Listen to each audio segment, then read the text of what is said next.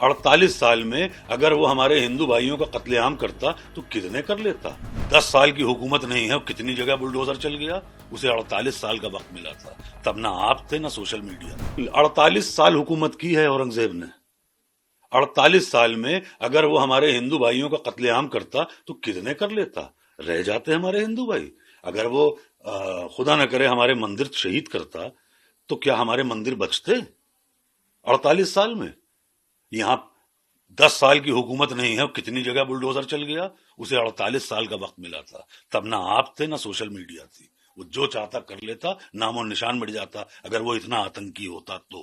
ایک بڑا اہم سوال اس بیچ آتا ہے کہ اس معاملے کو لے کر کے ابو عاصم اعظمی جو ہیں ان کے اوپر تمام ملک میں جگہوں پر مقدمہ لکھ دیا گیا، کیا کیسے دیکھتے ہیں آپ اور کیا کہیں گے اس کو لے کر جس طرح سے ان پہ کارروائی کی گئی ان کے صرف ایک بیان کو لے کر؟ وہ ایک جیسے کہ میں منور رانا صاحب کا بیٹا ہوں تو فٹ پاتھ پر بھی ہوگی محل کی زبان میں، ہم گفتگو کریں گے غزل کی زبان میں۔ تو ایک استاد شاعر کا شعر ہے، اس میں غزل کا ایک مطلع ہے کہ جو اس حالات پہ ہے ابو عاصم صاحب پہ جو آپ کہہ رہے ہیں کہ مقدمے ہوئے اور یہ وہ، تو ان کا شعر ہے کہ شاید یہ ظرف ہے ہمارا جو خاموش ہوں اب تک، ورنہ تو تیرے عیب بھی معلوم ہے سارے، اور ہر جرم میری ذات سے منسوب ہے اتنا، کیا میرے سوا شہر میں معصوم ہے سارے؟ صرف ہم ہی نشانہ بنتے ہیں، ہم تو کچھ بھی کر دیں برے ہیں۔ بھائی میں کہہ رہا ہوں اورنگزیب خراب تھا، میں کہہ رہا ہوں کہ ایک اچھا بھلا آدمی وہ تھا بہادر شاہ ظفر، وہ بھی خراب تھا۔ ہم مان لیتے ہیں علاؤ الدین خلجی بھی خراب تھا، یہ بھی خراب نکلے۔ بعد میں یہ جو اور بھی لوگ آ گئے سب خراب، ہمارے مافیا بدماش جو نکلے جو ان کو جتاتی رہی پبلک، وہ آج آسانی سے گھوم رہی ہے، سب خراب۔ جب میرے والد منور رانا خراب ہو سکتے ہیں تو پھر تو یہ لوگ تو بہت برے ہوئے ہیں بھائی۔ یہ تو مطلب میرے والد کی کیا غلطی تھی؟ میرے والد کی یہ غلطی تھی کہ وہ گوڈسے کے دور میں گاندھی گیری کر رہے تھے۔ تو ہمارا تو صرف یہ، ہم تو اوف بھی کر دیں تو بہت ہے۔ ہم تو مطلب ہمارا حال اس وقت یہ ہے کہ آپ میرا گلا دبائیے اور میری آنکھیں بھی باہر نہ ہوں، کیسے ممکن ہے؟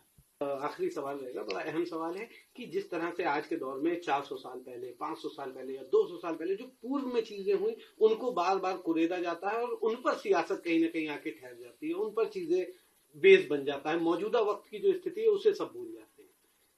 یہ دیکھیے، یہ تب ہوتا ہے جب ہمارے پاس کوئی نئی اپلبدھی نہ ہو، تو جب ہم نے کچھ نیا بڑا اچھا کچھ کیا ہوتا تو ہم ایسے ماضی میں نہیں جاتے۔ ماضی مطلب پاسٹ میں اردو کی بات آ گئی تو ابھی سے بھی ہمارے ہاں کہا گیا کہ اردو زبان خراب ہے۔ اب بتائیے صاحب، فراق گورکھپوری اتنا بڑا شاعر، رگھوپتی سہائے نام تھا ان کا تخلص تھا فراق گورکھپوری۔ میں آپ کو بہت دلچسپ واقعہ بتا دوں کہ فراق صاحب کی بیٹی کے لیے رشتہ دیکھنے کچھ لوگ آئے، تو جو لڑکے والے آئے انہوں نے کہا کہ وہ تو فراق صاحب سے، ان کا تلفظ بہت خراب تھا، مطلب پروننسیشن، تو وہ فراق صاحب سے کہنے لگے، لڑکے کے باپ ان کے والد، کہ اچھا تو آپ شاعر ہیں؟ تو فراق صاحب نے انہوں نے دیکھا، کہنے لگے تو آپ کب سے شاعری کر رہے ہیں؟ فراق صاحب کا اور موڈ خراب ہوا، تو کہنے لگے پھر کوئی غزل سنائیے۔ فراق صاحب کہنے لگے سنیے، آپ کا رشتہ آپ کے لڑکے کا میری لڑکی سے ہو یا نہ ہو، لیکن میں اور دیر آپ کو اپنے کان میں پیشاب نہیں کرنے دوں گا۔